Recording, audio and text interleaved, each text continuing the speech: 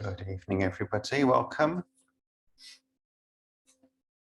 Earlier, when it seemed like it was going to be very quiet this evening, I was thinking about the sort of reasons. I say, oh, well, it's a nice evening, so everyone's outside rather than coming to practice. But of course, when it rains, I say, oh, well, it's a rainy evening, so nobody wants to come to practice. We never know what the reasons are. Anyway, hopefully Chris is going to read a Dharma Glimpse for us this evening. Chris is nodding, which is a good sign. So I'll turn the volume up. Yeah, thank you, Chris. Over to you. Thank you, Kaspa. I visited my parents the other day. It's not something I do as much as I should, but it was a lovely sunny day and I happened to be nearby, so I decided to drop in and say hello. My parents' resting place is a secluded corner behind the shelter of a tall hedge. I spend a while clearing the weeds and grass from around the headstone, which marks the dates of their passing. It's over 12 years since Dad passed away, and nearly 24 since Mum died. I still miss them very much and sit in fond remembrance, enjoying the warm sunshine and peaceful atmosphere. I decide to walk the long way through the cemetery, a route I had not walked for a while.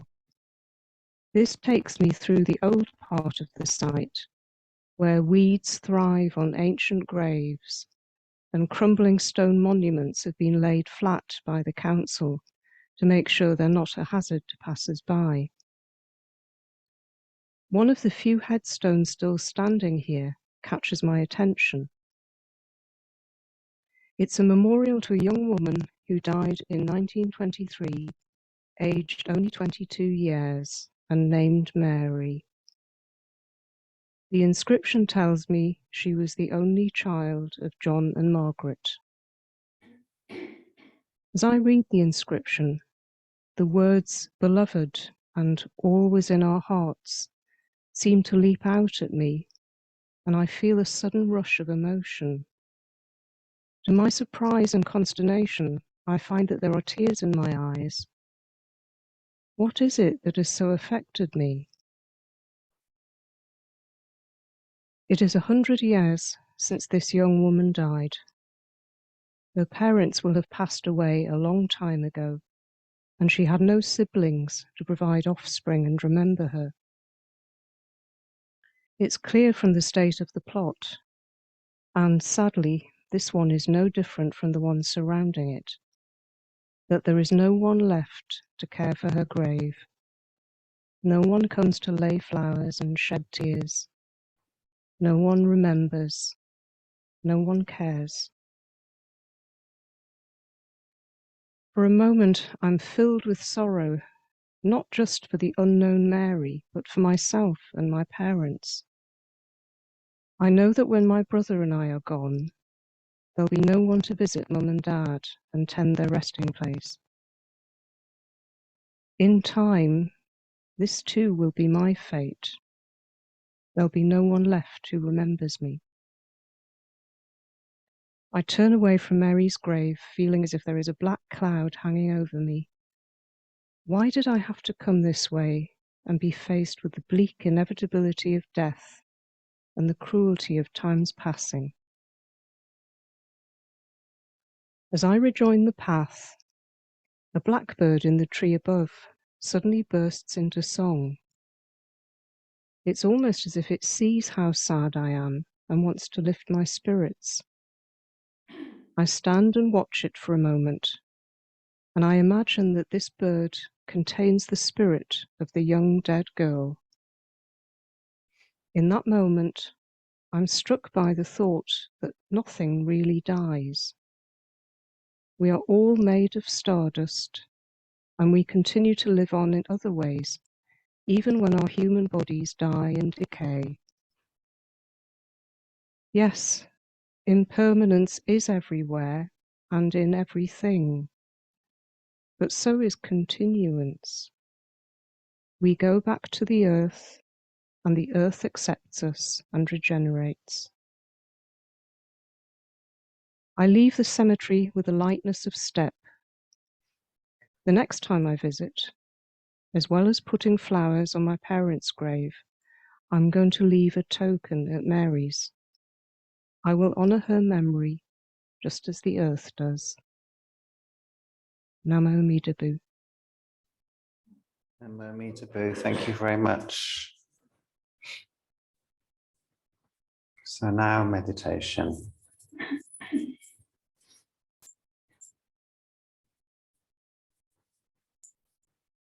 Not an attempt to quiet the mind, but an opportunity to notice how it is. Here's a thought about this. There's a feeling about that. Stepping back into the role of observer. Noticing what's here with kindness.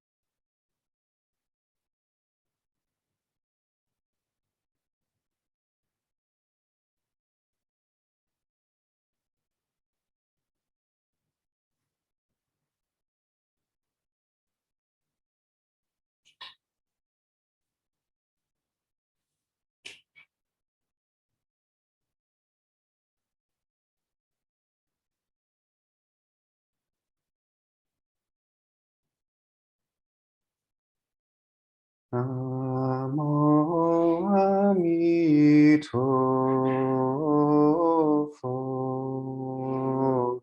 Namo Amitofo.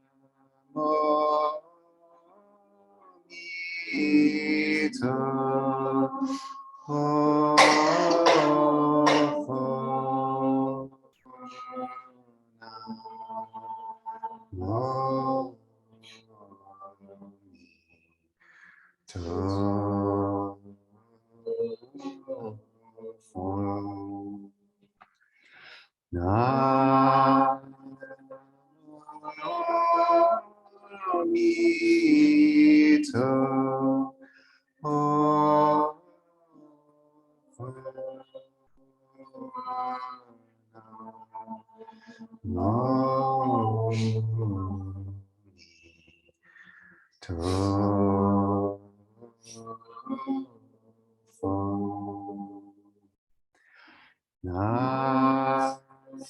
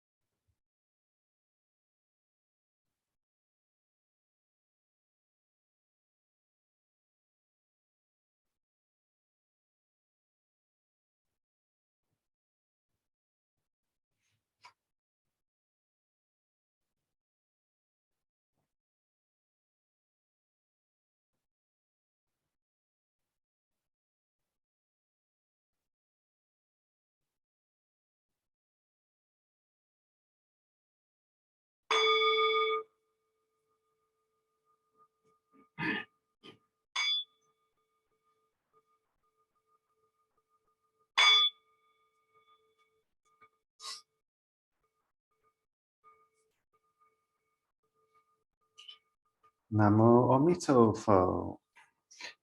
Chinese Nembutsu, or Nianfo, as it's called in China. That chant is very common in Chinese Buddhist temples, where it is sung in a bright and breezy way and light and at a pace, trippingly off the tongue, as Shakespeare might have said. In the old days, pre-pandemic, when we used to sing it, it was often sung in a very slow and serious way, which is also an important energy in spiritual practice, slow and serious, but I quite like the bright and breezy version as well. So we're going to recite the refuges and precepts as we usually do. We are trying a new, slightly different version of the 5 precepts tonight, which is written on the literature sheet if you want to follow along, but it will be repeat after me as it usually is. In this version, we're being invited to become aware of when we break the precepts as foolish beings of wayward passion. It's a sort of more Pure Land take, rather than a discipline approach of some other schools of Buddhism.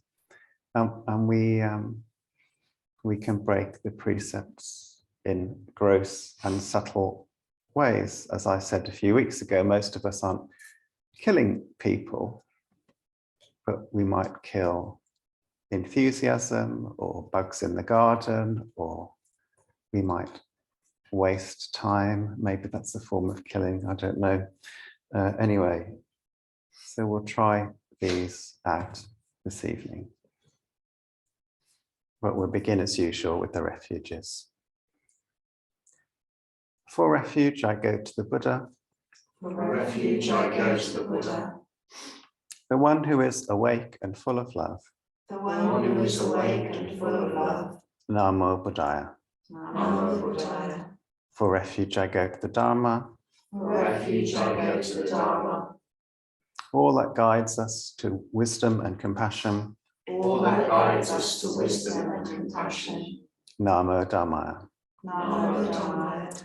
For refuge, I go to the Sangha. For refuge, I go to the Sangha. Those who live in the Buddha's light. Those who live in the Buddha's light. Namo Sanghaya. Namo Sanghaya. With faith in the 3 jewels. With faith in the 3 jewels. I pray that I may become aware of when I take life. I pray that I may become aware of when I take life. I pray that I may become aware of when I take what is not freely given. I pray that I may become aware of when I take what is not freely given. I pray that I may become aware of when I fall into sexual misconduct. I pray that I may become aware of when I fall into sexual misconduct. I pray that I may become aware of when I fall into wrong speech. I pray that I may become aware of when I fall into wrong speech. I pray that I may become aware of when I become intoxicated. I pray that I may become aware of when I become intoxicated. No blame. No blame. Be kind. Be kind. Love everything. Love everything.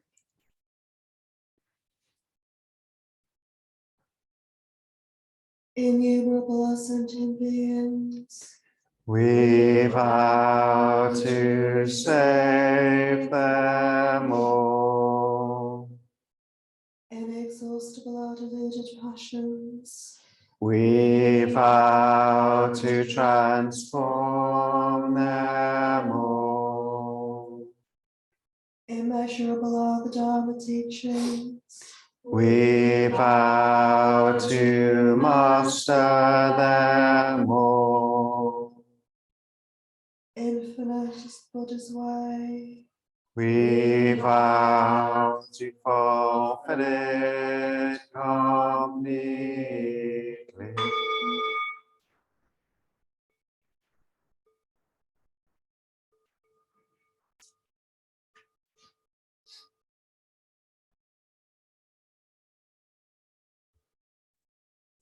Today I was reading the biography of Reverend Gyomei Kibose, who Japanese-American Buddhist priest who founded an independent Buddhist church, as it was called, that went on to become the Bright Dawn Institute for Oneness that Satra and I are coming to the end of our training period with. And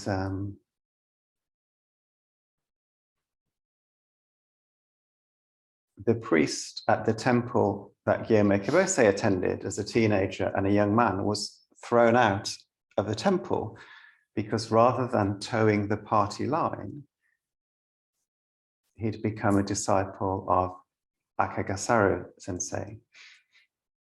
And the party line is very familiar to us, and it's one that I put a lot of stock in. We're foolish beings. Amida, Buddha, this outside force, lifts us up and takes us into the Pure Land by the other power at the point of death. Akagasaru, who was a disciple of Kyoza Manchi's, was very much of the view that we should be paying attention to this life and how the Pure Land manifests in this lifetime. And also had quite a non-dual take on it. Not that the Buddha is outside, but the Buddha is inside. Or perhaps even not that the Buddha is outside or inside, but both of those things. And this was quite seen as quite a disruptive take. So this priest got thrown out of the temple. And anyway, Kibose stuck by this priest, and Akagasaru came over to the States, and they met. And at one time, they hosted an event, like a conference sort of thing, at a local town hall. And the posters for this event were smeared with dog shit by the other Pure Land Buddhists who took such a strong doctrinal position. They couldn't bear to see non-duality Buddhism making its way into that community. But I think it's an equally valid position, and one that I'm really interested in personally. Gyome Kibose used to say, Amida is life itself. He shied away from encouraging people to bow to Amida images. Amida is life itself. You might, if you read the essay I sent around months ago by Nobuo Haneda, Not What is Amida, you will feel some similarities. And the Reverend Haneda, also a disciple of Akagasaru. Amida is life itself. This is an invitation to an intimate experience of the present moment, which includes eternity, and of the present space we find ourselves in, which includes the whole universe.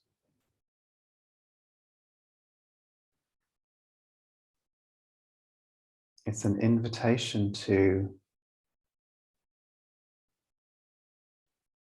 experiment with the idea that this unfolding is the Buddha speaking to us. And that it's not me sitting here and everything else is the Buddha speaking to me. But I am also the Buddha speaking in this moment, as the ground is, as the sky is.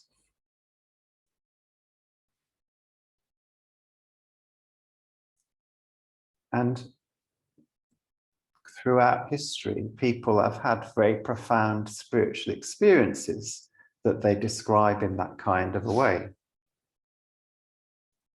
Oneness, the name of their center, the Bright Dawn Center for Oneness, was chosen because it reflects that kind of spiritual experience where separation dissolves, and it's like almost like a step beyond interconnectedness.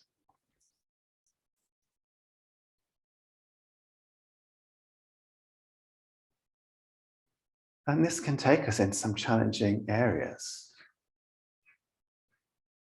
like the destruction of the dam in Ukraine, which has been described as an ecocide. Can this be the Buddha speaking to us?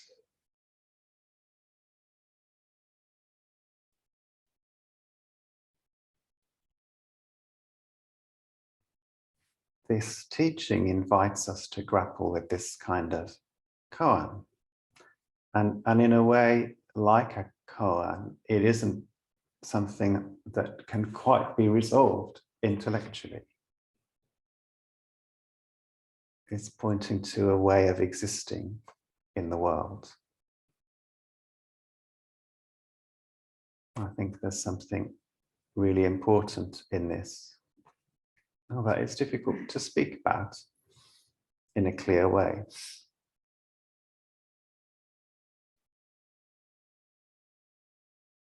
If you've kind of read any of the sort of first wave of Japanese American Zen teachers like Suzuki Roshi and Katsugiri Roshi, this will all sound very familiar as well.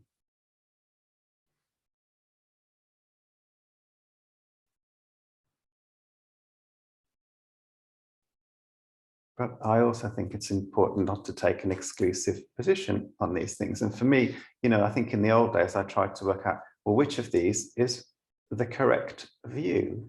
And there's a lot in early Buddhism about the importance of having the correct view. Is Amida out there? Is it in here? Is it both of those things? Is it none of those things?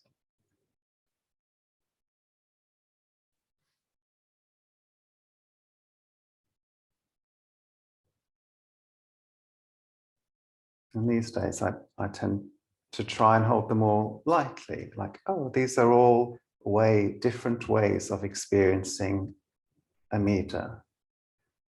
They're all meaningful. They're both meaningful.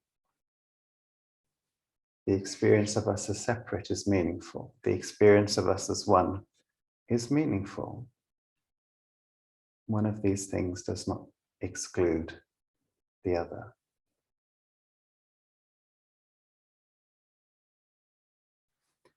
So that's my invitation for you this evening. Can you find your own way with this koan? Amida is life itself. Namo Amida Bhu.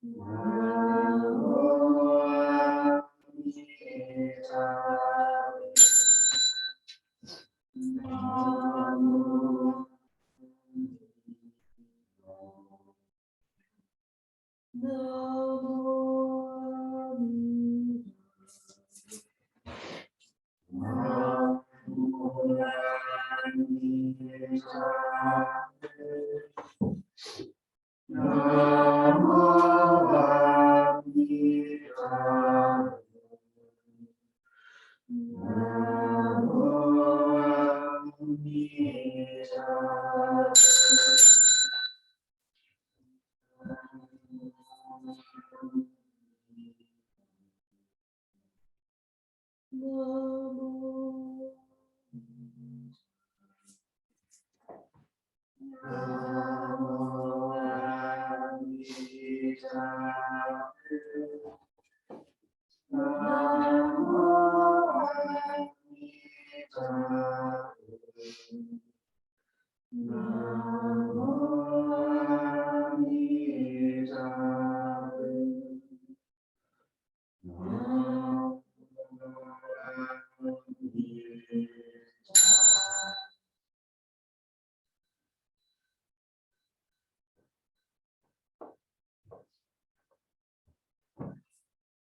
In gratitude, we offer this incense to all Buddhas and Bodhisattvas throughout space and time.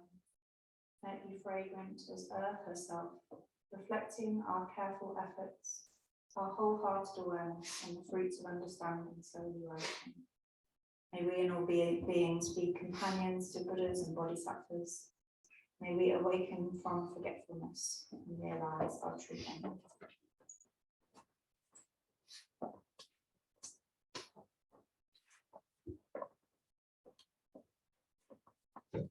So as we reminded us, it's the anniversary of the Grenfell disaster, so we'll take a moment to remember those victims and their families and to transfer merit.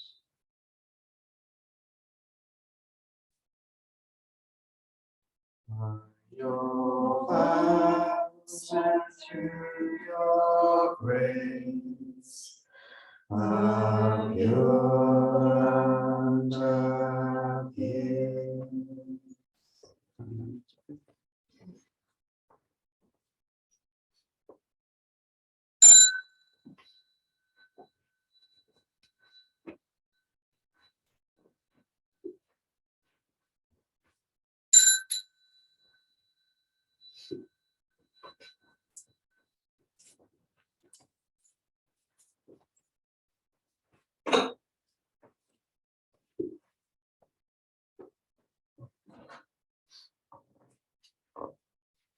Just a reminder, on Saturday morning after practice, we're doing some maintenance, both in the garden and in the house, opportunities available. So you're very welcome, nay, encouraged to join us for that.